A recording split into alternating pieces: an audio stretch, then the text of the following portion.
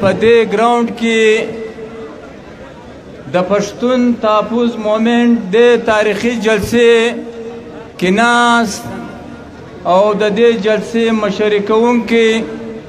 ورور منظور پښتون او ستاسو ټولو ورونو خویندو په اجازه وخت کم دی تاسو ستړي هم یاستئ ورونو زه به له دې ځایه شروع کړم دا فوجیان او د پاکستان واکداران د آئین خبره کوي په پاکستان کې که پر آئین باندې څوک له پښتانه سره جرګه شي هم پنجابیان په موږ ملامت دي هم فوجیان په موږ ملامت دي که د آئین څوک خبره کوي دلته د آئین حکمرانی نشته دلته د زور او د طاقت حکمرانی ده پنجاب وایي چې زما حکمرانی ده فوج زما دی لہذا پښتون بلوچ سندھی او سرایکای به زما غلامی زما مریتوب کوي نو ورونو بنیادی خبره دا ده دا یو عجبه ملک دی په دې ملک کې جماعت الدعوه ته اجازت شته د سیاست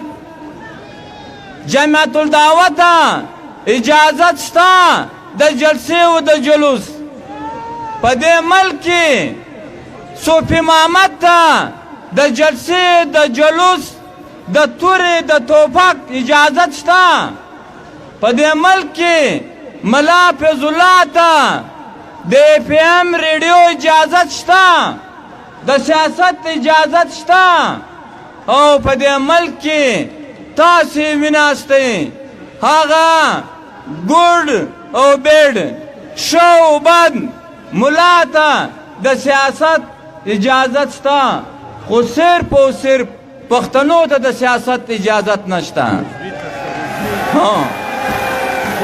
نو ورونو په دې ملک کې د خادم رضوي ته د سیاست اجازت شته خادم رضوي ته منظور پښتون ته د سیاست اجازت نشته نو د پنجاب واکداران د پنجاب استعمارګران او د اسلام آباد معنا د استعمار آباد حکمرانان دی واوري چې منظور پښتون او ټول پښتانه به خامخا سیاست کوي پښتون به خامخا د خپل حق مطالبه به کوي جلسه به کوي جلوس به کوي نارې به وي چیغې به وي تر هغه وخته پورې به وي چې تر څو پورې د پنجاب استعماري قوتونه تسلیم شوي نه دا لازمي او ضروري ده دویمه خبره دا ده دا منظور پښتون ته ویل په جلسه کې ورته ویل چې ورته ویل منظور پښتون ته چې په وزیرستان کې چې اپریشن منظور پښتون ته چرته وي دا په میډیا کې مرالو او دا په اخباراتو کې مرالو دا جواب به موږ ورکو دا جواب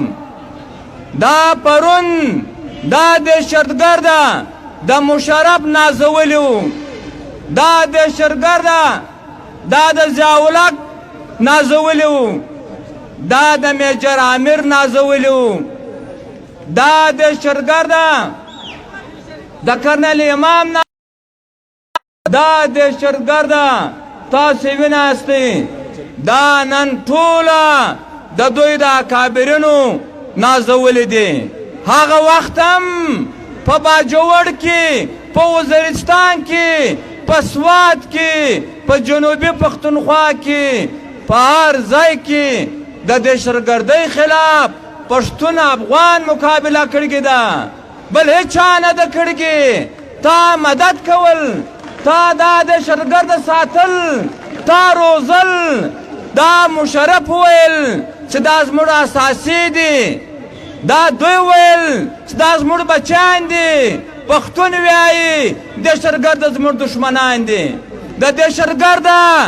دهشتګرده ملګري هم زموږ دښمنان دي ورونو بنیادي خبره دا ده یو د خدای بندګي به منو بل به د هیچا بندګي نه منو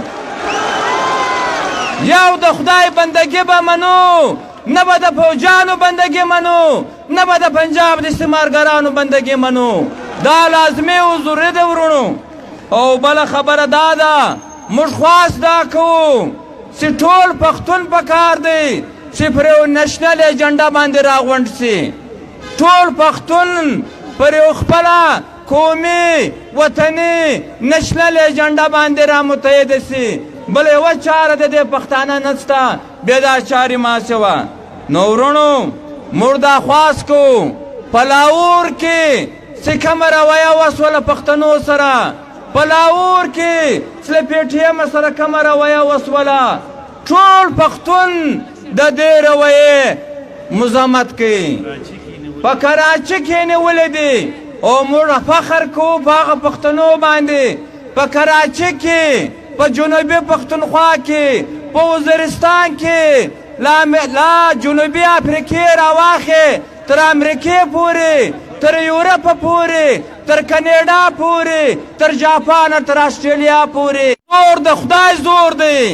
د ولس زور د خدای زور دی نو لہذا وادي وري دا خالی د دې څو مطالبې نه دي د پښتانه مسله د وحدت ده د پښتانه مسله له پنجابي سره د برابري ده د پښتانه مسله په افغانستان کې مداخلت بندول دي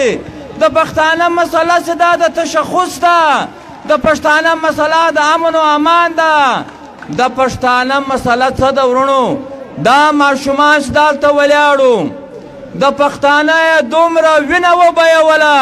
لکه دا د سوات رود څه دی دا سیند څه دی دومره وینه وبهېدله دا زموږ وروڼه زموږ بچیان زموږ خویندې مندې دومره وژړولې د دوی دومره اوښکې تویې شوې لکه د دا سوات رود څه دی نو وروڼو زه آخر کې دا خبره کومه زه دا خبره کوم په پاکستان کې صدر وزیر اعظم د فوجونو سربراه اور ورسره دا ټول څه دي دا ټول د پښتانه د دشمنۍ سبب جوړ شوي دي د پښتانه د بربادۍ سبب جوړ شوي دي موږ دا خبره کوو دا لازمي کوو چې په دې چوکیانو کې به که صدر دی که وزیر اعظم دی که سپیکر دی که ډیپټي سپیکر دی که د فوجونو سربراه دی او که چیف جسټس دی په دې کې پکار چې پښتانه یي اور آخره دا یو شعر باندې دا وینا ختم کول غواړم کاکا خیل چې فکر وکړ بله هیڅ نه تر جوړیږي کاکا خیل چې فکر وکړ بله هیڅ ترې نه جوړیږي اباسین دې منځګري کړي اندیان اخوا افغان داخوا ورونو نو دا یقین وکړئ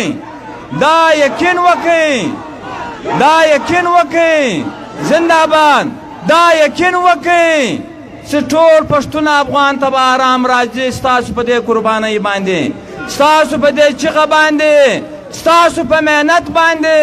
ستاسو له کوټې را روانې هستئ تاسو له پنډۍ را روانې هستئ تاسو له کراچۍ را روانې هستئ نن یو ځوان جاوید له کاناډا رالی دې جلسې ته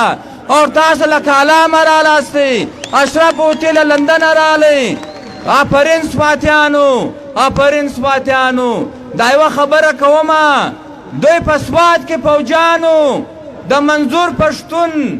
د مشر محمود خان اڅکزي دا داوړ اور د علي وزیر او زموږ د یو خور پټوګانې لګولو له هغه چا سره څوک چې فضل الله د دوی بچایو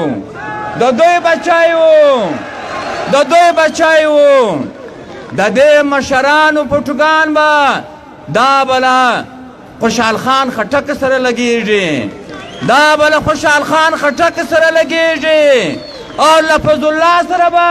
د چا فوټو لګېږي لفظ الله سره به د چا فوټو لګېږي دا بنیادي خبرې دي ورونو دا بنیادي خبرې دي کور مودان